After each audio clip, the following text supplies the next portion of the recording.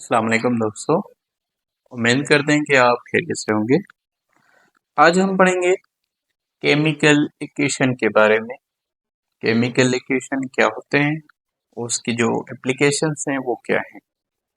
तो सबसे पहले हम केमिकल इक्वेशन को डिफाइन करेंगे कि केमिकल इक्वेशन क्या है। Simply it is the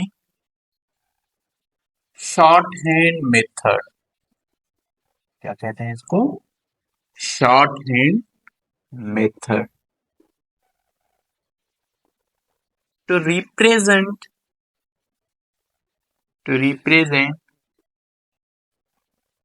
any chemical reaction any chemical reaction with the help of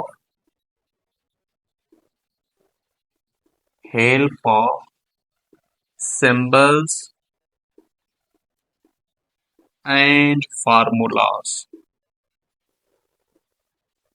इसी को हम कहते हैं केमिकल इक्वेशन। केमिकल इक्वेशन एक शॉर्ट हैंड मेथड है, एक ऐसा तरीक़ेकार, एक ऐसा प्रोसेस जिसके मदद से हम किसी भी केमिकल रिएक्शन को रिप्रेजेंट करें, मीन्स लिखें, ज़ाहिर करें। किसकी मदद से? फार्मूलाज एंड सिंबल्स की मदद से। तो हम इसी ओवरऑल प्रोसेस को, ओवरऑल तरीक़ेकार को, मेथड को हम कहते हैं chemical equation. Chemical equation it is such a method, shortened method, which represent any chemical reaction with the help of symbols and formulas। हम किसी भी रिएक्शन को सिंबल्स और फार्मूलाज की मदद से लिखें। हम इस लिखने वाले मेथड का नाम रखते हैं केमिकल इक्वेशन। फॉर सपोज, अब हम अगर दूसरा एक एग्जांपल ले रहे हैं किसी भी केमिकल रिएक्शन का। अब देखें, कंबशन रिएक्शन हम जानते हैं। कंबशन रिएक्शंस वो रिएक्शंस होते हैं जिसमें कोई भी ऑर्गेनिक का कंपाउंड जब ऑक्सीजन से रिएक्ट करे, बर्न करे, तो रिजल्ट में carbon dioxide, water and heat produce करे, तो हम इसको कंबशन रिएक्शन कहते हैं। अब हम कंबशन का एक एग्जांपल ले रहे हैं। हम इसी को तो जानते हैं, मीथेन। मीथेन गैस जो हम घर में इस्तेमाल करते हैं, जब ऑक्सीजन के साथ रिएक्ट कर ले, मीथेन जब ऑक्सीजन के साथ रिएक्ट कर ले तो प्रोडक्ट कौन सा बनेगा? Carbon dioxide plus water and delta H. अब डेल्टा एच क्या है हम ये पढ़ाएंगे। अब देखें, मीथेन ये रिएक्टेंट साइड हो गई, हमने पहले लेक्चर में भी ये बताया था। और ये है हमारे प्रोडक्ट साइड, ये है प्रोडक्ट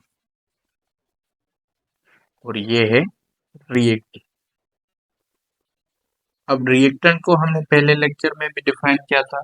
रिएक्टेंट किसको कहते हैं? Reactant are those substances which undergoes in a chemical change to change into products is called reactant। Reactant एक ऐसे केमिकल्स होते हैं जो केमिकल चेंज अपने खुद में लाते हैं और प्रोडक्ट्स में चेंज हो जाते हैं, तो हम इन्हीं को रिएक्टेंट कहते हैं। प्रोडक्ट को किस तरह हम डिफाइन करेंगे कि product is the simply outcome of reaction. किसी भी रिएक्शन का रिजल्ट, हम इसी को प्रोडक्ट कहते हैं।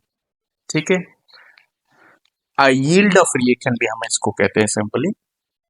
अब देखें, मीथेन की जो मॉलिक्यूल है वो ऑक्सीजन के साथ रिएक्ट करके carbon dioxide, water and heat produce करें। इसी रिएक्शन को हम कंबशन रिएक्शन कहते हैं। अब देखें, सबसे पहले हम देखेंगे कि भाई रिएक्शन बैलेंस है कि नहीं। हम देखेंगे कि भाई इस साइड 2 ऑक्सीजन है और इस साइड 3 ऑक्सीजन है, तो हम इन्हीं को कैसे बैलेंस करेंगे? इसके आगे 2 लगाएंगे मीन्स अब ये 4 ऑक्सीजन हो गए, तो अब देखें ये 4 हो गए, दो ये दो और अब 4 हाइड्रोजन, अब रिएक्शन बैलेंस है। अब इसके बाद हम एक एक पॉइंट बताएंगे रिएक्शन के हिसाब से, और रिएक्शन को किस तरह पढ़ा जाए केमिस्ट्री में वो भी हम बताएंगे। अब ये नंबर है, केमिस्ट्री इसी को कहती है कि भाई ये कोएफिशिएंट है। कोएफिशिएंट कोएफिशिएंट को हम किस तरह डिफाइन करेंगे? The number use before the formula, before the formula, ऐसा नंबर जो फार्मूले के आगे यूज हो तो हम इसी को कहते हैं कोएफिशिएंट। अब दूसरा नंबर है हमारे पास, ये देखें, इसी को हम कहेंगे सब्सक्रिप्ट। सब्सक्रिप्ट। अब ये बात ज़हन में रख लें, सब्सक्रिप्ट हम इसी को भी कह सकते हैं, इस नंबर को भी, और सब्सक्रिप्ट हम इसी नंबर को भी कह सकते हैं। मीन्स जो नंबर फार्मूले के दरमियान हो, बीच में हो, कौन सा भी नंबर हो, 2 हो, 3 हो, 4 हो, जितने भी नंबर हो सकते हैं, जो नंबर फार्मूले के दरमियान हो, बीच में हो, और जो नंबर फार्मूले के लास्ट में हो, उसी को हम कहते हैं सब्सक्रिप्ट। और जो नंबर फार्मूला के आगे हो उसी को हम कहते हैं कोएफिशिएंट। अब subscript means the number between the formula और at the end of formula. या तो फार्मूला के बीच में हो, इसी को भी सब्सक्रिप्ट कहते हैं, या तो फार्मूला के लास्ट में हो, उसी को भी सब्सक्रिप्ट कहते हैं। जो नंबर फार्मूला के आगे हो उसी को हम कोएफिशिएंट कहते हैं। अब इस एरो को हम कैसे पढ़ेंगे कि भाई एरो ये क्या है? अब एरो को, जो एरो का मतलब है टू गिव, टू प्रोड्यूस, या टू यील्ड। एरो की ये मीनिंग होती है। अब इसके अलावा एरो की मीनिंग है टू गिव या टू प्रोड्यूस या टू यील्ड। अब इसके अलावा अगर रिएक्टेंट साइड प्लस आ जाए तो इसकी मीनिंग होती है एंड।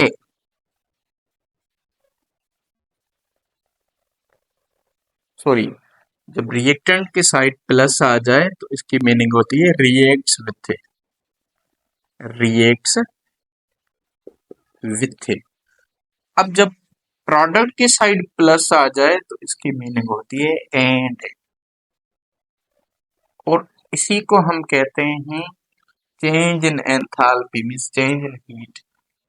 सिंपली आप यहाँ पर हीट इसको कंसीडर कर ले, फिर आगे हम एंथैल्पी के बारे में भी पढ़ेंगे।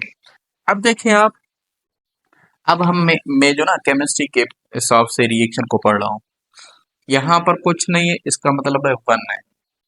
1 मोल ऑफ या 1 molecule of methane gas reacts with 2 molecules of oxygen gas to give, to produce, to yield 1 molecule of carbon dioxide gas and 2 molecules of water and heat। तो इसी तरीके से हम केमिस्ट्री में रिएक्शंस पढ़ते हैं। अब इसके अलावा ये भी आपको मैं बताऊं कि अक्सर हम देखते हैं बुक्स में कि फार्मूले के नीचे 3 लेटर्स लिखे होते हैं। कौन कौन से? मिसाल के तौर पर अगर ऑक्सीजन की आप देखेंगे नीचे से जी लिखा हुआ, जी का मतलब है कि भाई ऑक्सीजन यहाँ पर जो यूज कर रहे हैं वो गैस के फॉर्म में। अगर फर्स्ट सपोज कार्बन डाइऑक्साइड यहाँ पर भी जी लिखा हुआ, क्योंकि ये आप गैस की फॉर्म में।